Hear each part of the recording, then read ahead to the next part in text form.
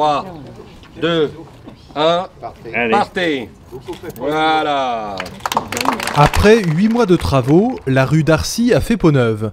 Nouvelle chaussée, nouveau candélabre, une piste cyclable pour une partie de la rue et surtout fini les poteaux électriques inélégants. Toutes les lignes électriques ont été enfouies. Ça préfigure un petit peu de notre programme voirie qu'on a commencé déjà il y a 2 ans avec la réfection de la rue Hoche, Toulouse-Lautrec, Gauguin, une partie de la rue Voltaire. Donc on a un très gros programme pluriannuel de voirie. Des travaux qui engagent un budget conséquent. La réfection de la rue d'Arcy a coûté 800 000 €. La municipalité veut pourtant poursuivre son engagement dans la rénovation de la voirie. La voirie arcysienne est très ancienne, elle est très vieille, il y a plus de 34 km de voirie à Bois d'Arcy, donc c'est énorme, mais ça coûte très cher, donc il faut faire ça sur un plan pluriannuel et de manière modérée et bien échelonnée. Prochaine étape, et non des moindres, l'avenue Jean Jaurès. La ville souhaite engager les travaux dès 2017.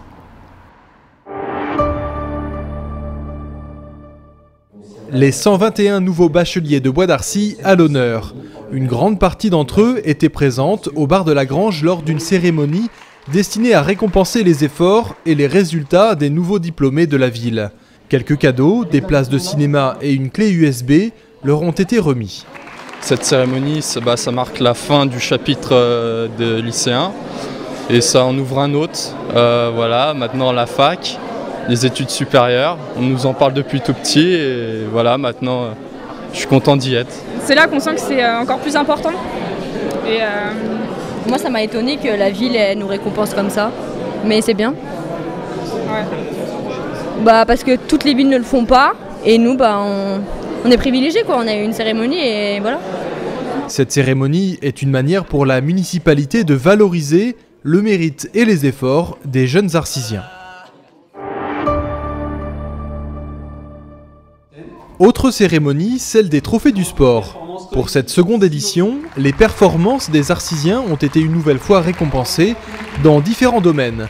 Meilleur espoir, meilleur dirigeant, le trophée coup de cœur ou bien encore la meilleure performance individuelle délivrée à Michael Mallet, un coureur cycliste accompli qui a notamment terminé 28e sur 6000 au dernier Paris-Brest-Paris, une course de 1230 km. On ne court pas pour ces récompenses-là, mais c'est toujours agréable de se sentir mis en avant à travers ce genre de récompenses. Ça nous encourage à continuer et à être encore là pour les prochaines années.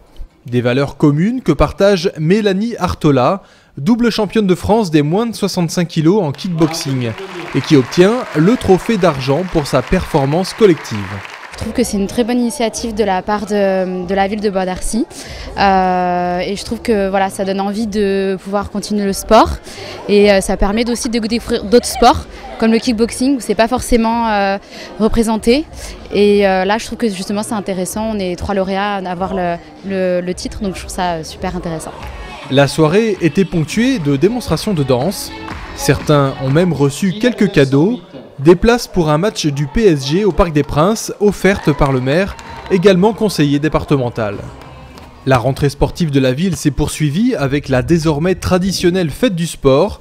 Pour la 3e année consécutive, les arcysiens ont pu découvrir ou essayer de nouvelles activités en famille, idéales avant de s'inscrire lors du forum des associations.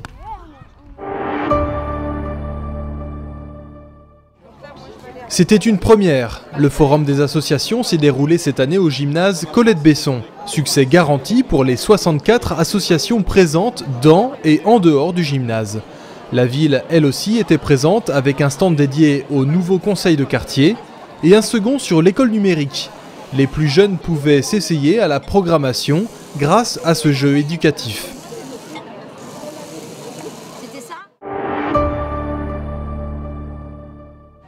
Malgré un contexte sécuritaire un peu contraignant, les arcysiens ont répondu présents en masse pour la fête de la Saint-Gilles. Pas de défilé dans la ville cette année, mais les lampions étaient bien là.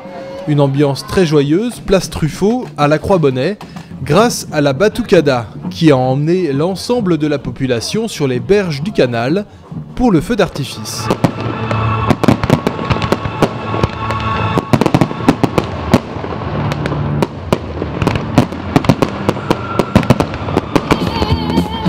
soirée s'est terminée sur la place avec un grand bal populaire, de la bonne humeur de 7 à 77 ans.